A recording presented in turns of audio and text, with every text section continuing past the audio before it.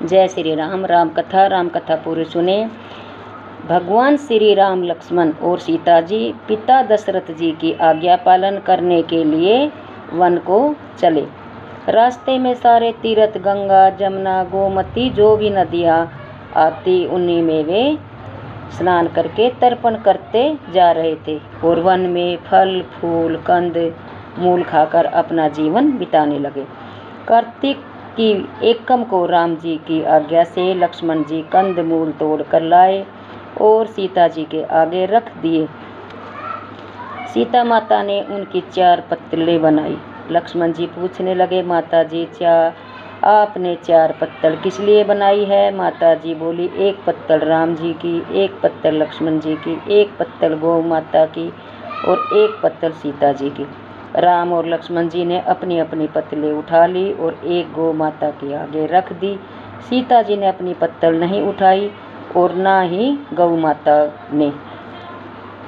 राम जी ने सीता जी से पूछा कि आपने फलीहार क्यों नहीं किया?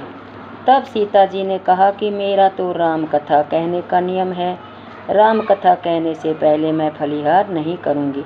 तब राम जी ने कहा कि राम कथा मुझे सुनाओ। सीता जी बोली, आप तो हमारे पति देव हो, आपको राम कथा कैसे सुनाऊं? लक्ष्मण जी बोले, माता जी राम कथा अब आप मुझे सुनाओ। सीता जी बोली, आप तो शादीशुदा देवर हो, औरतों की बातें औरत ही जाने। तब लक्ष्मण जी विचारने लगे कि वन में औरतें कहाँ से आएगी। तब लक्ष्मण जी ने धरती पर माया नगरी बसा दी। उस नगरी में सभी चीजें जैसे महल, मलैया, मालिया, बर्तन, कपड़ा, काम करने की सभी चीजें सोने की थी। उस नगरी का नाम सोने की नगरी रख दिया। इस सोने की नगरी में आदमी और औरतें दोनों को काफी गर्व था। कोई भी व्यक्ति गरीब नहीं था। राजा से लेकर नौकर तक गर्व में पागल थे। सीता जी कुएं पर गई, वहां पनियारियां पानी भरने आई। उनका मटका, झालर और ईंधनी तीनों सोने की थी। सीता जी कुएं पर बैठी औरतों से राम राम बोली, पर किसी भी औरत ने राम राम का जवाब नहीं दिया, क्योंकि वे सभी गर्भ में डूबी हुई थी। थोड़ी देर में एक डाबड़ी आई और सीता जी ने उससे भी राम राम किया और बोली, आप हमारी राम कथा सुन लो। डाबड़ी बोली, आपकी राम कथा मैं नहीं सुनती, मैं तो अपने घर को जा रही हूँ। सीता जी बोले, मेरे राम लक्ष्मण भूखे हैं। डाबड़ी बोली, कौन से राम लक्ष्मण? मैं तो घर को जाती हूँ, मुझे तो मेरी माँ बुला रही है। इतना कहकर वह लड़की अपने घर को चली। सीता जी को गुस्सा आया। पूरी सोने की नगरी पीतल की हो गई। माँ ने पूछा, पूरा जेवर, मटका, ईंधनी सब खोटा कहाँ से कर लाई? लड़की ने कहा, मुझे तो पता नहीं, मैं तो जो पहनी हुई थी वही ले आई हूँ। पर कुएं पर एक सुंदर सी तपस्विनी बैठी हुई है, उसने कहा कि मेरी राम कथा सुनो, पर मैंने तो ना कर दी, जिससे उसने कुछ टोटका कर दिया होगा, मुझे तो मालूम नहीं। माँ बोली, जाओ उसकी राम कथा सुना। वो तपस्वी नहीं है, वो तो सीता जी है। वापस जाओ, अपने घर में रिद्धि सिद्धि हो जाएगी। अपनी तो पूरी नगरी ही पित्तल की हो गई। डाबड़ी बोली, मैं तो वापस नहीं जाती। इतने में बेटे की बहू आई। उसने कहा, आपकी आज्ञा हो तो मैं सीता जी के दर्शन कर आऊं और राम कथा सुन आऊं।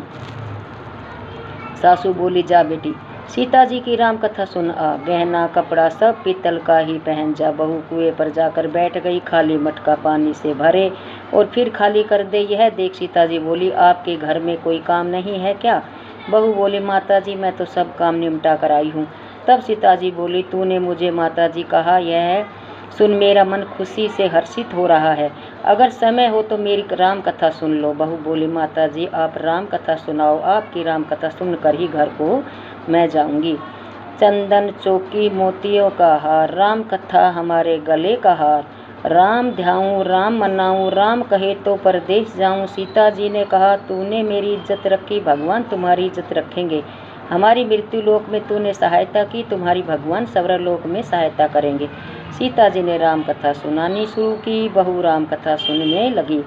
सीता जी राम कथा सुना रही है। आओ राम बैठो राम, झलभर झारी लाई राम, किंकर की दातुल लाई राम, ठंडा जल भर लाई राम, सपरिवार पधारो राम, जुगला टोपी पहनो राम, कड़ा किलंगी पहनो राम, माखन मिश्री लाई राम, माखन मिश्री खाओ राम, शरण सिंहासन लाई राम, शरण सिंहासन विराजो राम, झालर टिकरो लाई राम, झालर टिकरो बजाओ राम, शंख धमनी लाई राम, जुग जुग पाम लागू राम, निरक्तरो मन मोहे राम, शरण अपनी ले लो राम, दूध कटोरा लाई राम, सीता चरण दूध दबाए राम, सुखवर सेज सो राम, झालर पंखा डोलो राम, हमें राम तुम्हें राम, रोम रोम में बसो श्री राम, घट घट में विराजो राम, मुख में तुलसी बोलो राम, खाली बैठे क्या काम, जब बोलो जब राम ही राम, बोले पंछी राम ही राम, पूर्ण होए सब काम, मेवा चिरंजी लाई राम, रुच रुच भोग लगाओ राम, खट्टा मीठा चखो राम, चरखा पर खोलाई राम, चरखो पर खो चखो राम, जो भाई सो ले लो राम, मन में धोखा रखना न राम। राम कथा पूर्ण हुई। तब सीता जी बोली, आपने हमारी राम कथा सुनी, हमारी सहायता की, आपने हमारे भूखे राम लक्ष्मण को खाना खिलवाया, भगवान आपको सातों सरग का सुख देगा। सीता माता का आशीर्वाद ले बहू अपने घर जाने लगी। सीता जी ने अपने गले का हार उतार कर बहू को पहना दिया। बहू अपने घर सासू जी को बोली कि मेरा मटका सिर से उतारो। सासू जी बोली, ए बेटी, हीरा पन्ना का गहना, कपड़ा और मटका, सिर का झालर, ईडनी हीरा से झिलमिला रही है, ये सभी चीज़ें तू कहाँ से लाई? राजा जी सुनेंगे तो दंड देंगे। बहू बोली, मैं तो सीता जी से उनकी राम कथा सुनकर आ रही हूँ, उनकी कृपा से ये सभी हुआ है। सास बोली, ठीक है, रोज़ तुम राम कथा सुन आया करो। बहू रोज़ सीता जी के पास राम कथा सुनने जाने लगी। सुनते सुनते वर्ष गुजर गया। तब बहू ने कहा, माता जी, कहानी का उद्यापन बताओ। माता जी बोली, 7 लड्डू, 1 नारियल लेना और फिर उनका 7 भाग करना। 1 भाग मंदिर में चढ़ाना, मंदिर बनाने का जितना फल मिलेगा।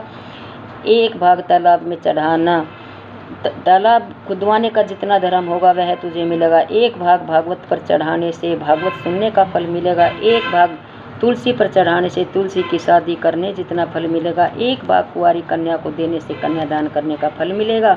1 भाग ब्राह्मण को देने से ब्राह्मण को खाना खिलाने जितना फल मिलेगा। 1 भाग सूर्य भगवान को चढ़ाने से 33 करोड़ देवी देवताओं के भोग लगाने का जितना फल मिलता है वह मिलेगा। बहू जल्दी जल्दी घर गई। 7 लड्डू और 1 नारियल लाई।